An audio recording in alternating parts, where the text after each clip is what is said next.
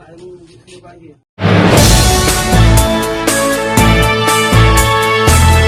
विदर्भ, अंदाज तोच वृत्त नव्हे।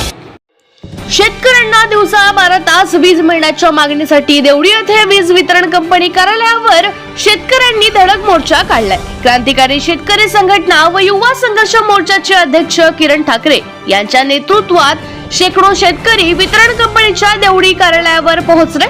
दिवसा वीज मिळावी यासाठी विजेच्या वेळेत बदल करण्याची शेतकऱ्यांनी मागणी केली आहे।